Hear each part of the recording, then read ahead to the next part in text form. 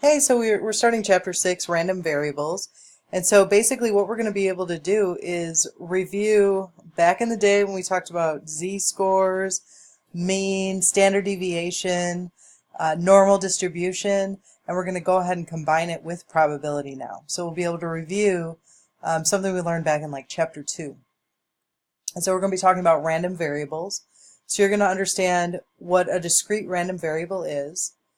You're going to remember how to calculate the mean, which we also call the expected value of a discrete random variable, standard deviation and variance of a discrete random variable, and then continuous random variables.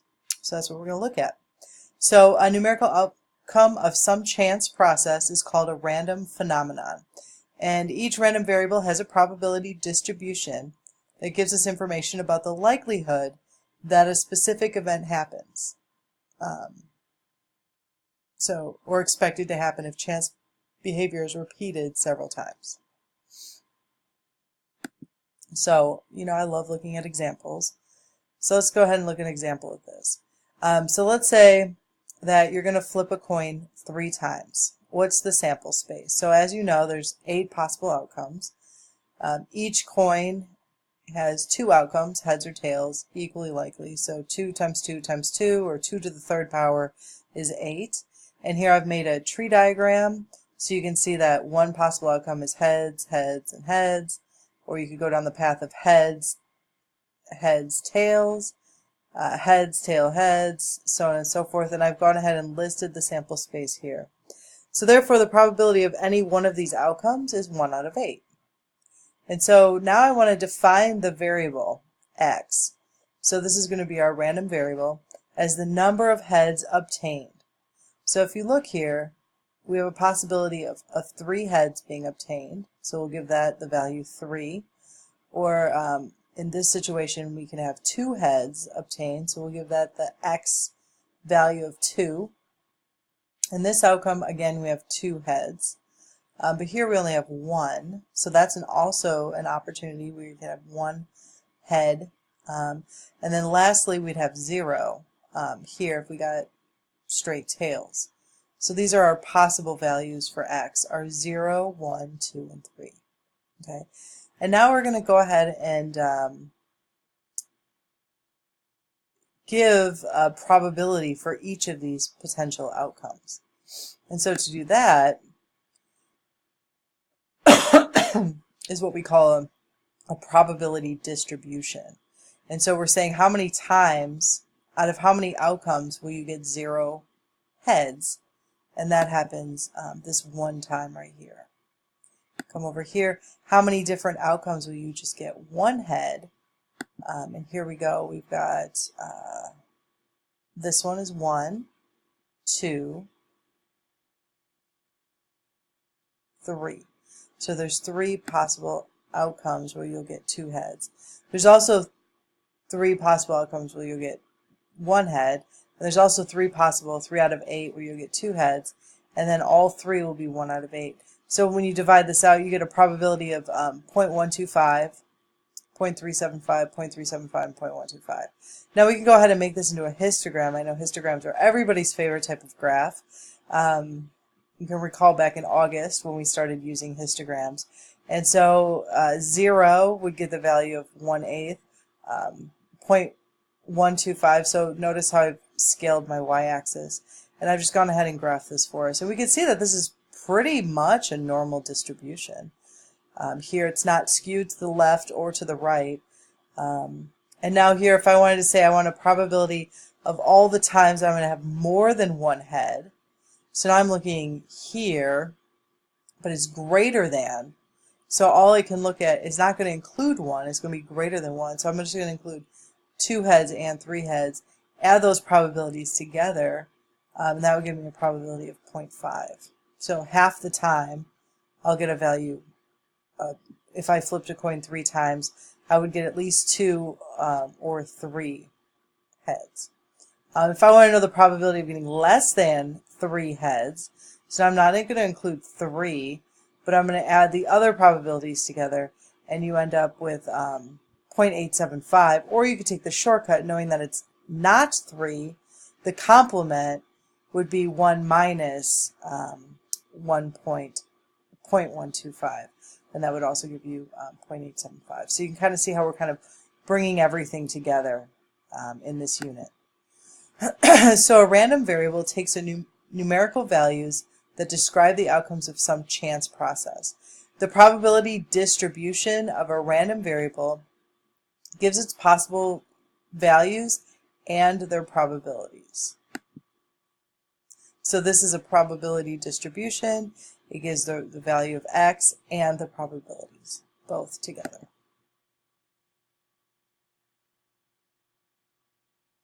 So now there's two types of random variables. We've got a discrete random variable or a continuous random variable. We're going to look at both of those. So let's start with discrete.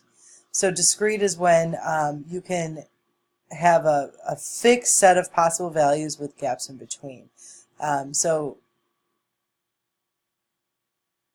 you can list their probabilities, right? So every probability is a number between 0 and 1, and the sum of the probabilities, you just add them together, and you should also get 1. So to know if you add these together, you should always get 1. To find the probability of any event, you add the probabilities of the particular x values that you're interested in. And so we saw that when we added the particular probabilities of whatever outcome heads we were interested in. Here's another example of speaking foreign languages.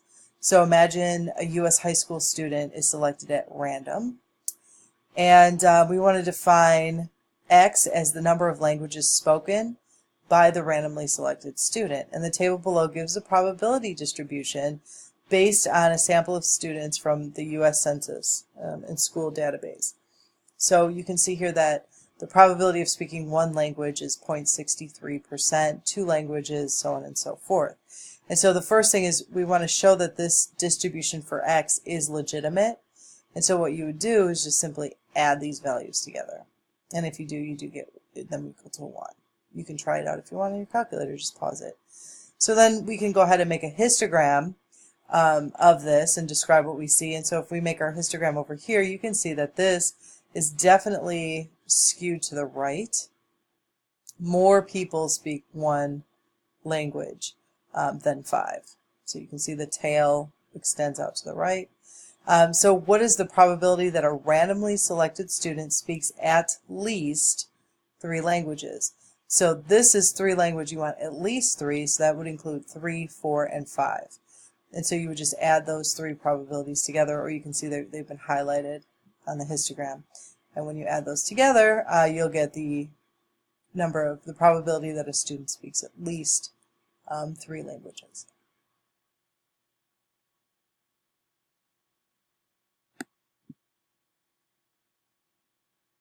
So here's an example that I would like you to try, and then you can pause the video and we'll go ahead and check your answers. So this is North Carolina State University posted grade distribution for its courses. So if you're taking Stats 101, 26% are receiving A's, 42% B's, 20% C's, 10% D's, and 2% F's.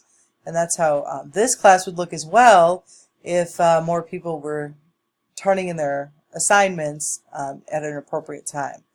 So please remember, if you have assignments you need to turn in, you can go ahead and watch the videos or stay after school or do what you need to do to make sure you get that work in so that your grade can reflect what you know, not what you haven't been doing. So the student's grade at a 4-point scale, so A is a 4, so down here these would represent A's, so on and so forth. So go ahead and answer the questions. It's just like the example we just did, it's just the numbers are a little bit different. Okay, so welcome back. This is what you should have received. I went ahead and labeled each of these with the grade that it just, so it says, is this probability distribution legitimate? Yes. And the reason I know that is because I used my calculator and added all these probabilities up and they equaled 1.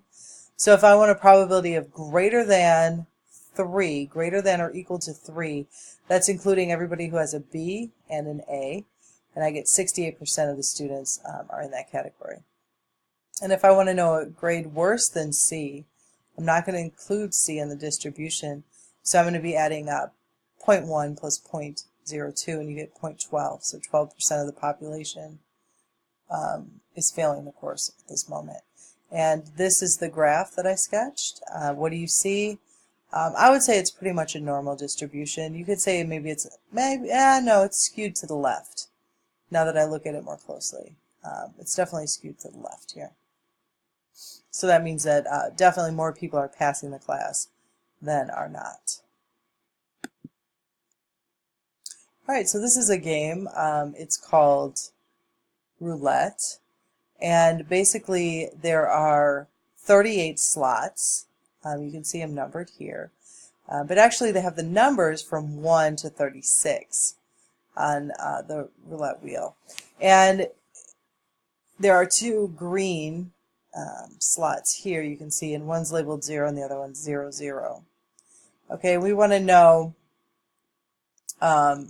you place a dollar bet on red. If the ball lands on a red slot, then you get your dollar back plus an additional $1 from the pot. If the ball lands, on a different colored slot, then the player loses the bet to the casino, so they lose their buck. So let's define our random variables as the net gain from a single dollar on red. So you could either gain $1 if you bet $1, or you could lose your $1. Now we got to look. There's 36 slots that are red and black. And so half of the 36, which is 18, are red. So you have an 18, but it's out of 38. And why is that? Because we have to account for the two green slots that are a possible opportunity as well to land on. And so the other situation is that you lose $1, and that would be 20 out of 38 times. So what is the player's average gain? Okay, so this is known as your expected value. This is where we're going to start talking about the mean. So if we add these together, that would be the expected over a long period of simulations, a long period of playing the game, what your average net gain would be. And if we work that out, this is the mean, so you're just going to multiply these values together and then add them up. Okay, so this is the fancy way of showing that. It's the sum of the value of x times the probability as many times as you have. So if we were to do that with the Russian, I don't know why I said that, the game, you'd have negative 20 over 38 plus 18 over 38, which is negative 2 over 38, which comes out to negative 5 cents. So what you're expecting is if you played this game over and over and over again, you would expect to lose 5 cents overall. You could win some, you're going to lose some, but overall you'll have a net loss of 5 cents, and the game will have a net win. All right, now the probability of X, when we were talking about North Carolina State Wolfpack, the Statistics 101 scores, if I want to know what is the average grade point average, what is the expected grade point average of the class, well, that's going to come out to be a 2.8. And how did I get that? Well, I just multiplied each of these together and then added them up, and so the expected value is a 2.8, which is a little less, it's like a C plus, right? So somewhere in between here is the expected value, or the average, the mean score of this class. So I'm going to stop the video here. This is part 1. You're going to go ahead and continue watching and taking notes. Part 2 is on its way.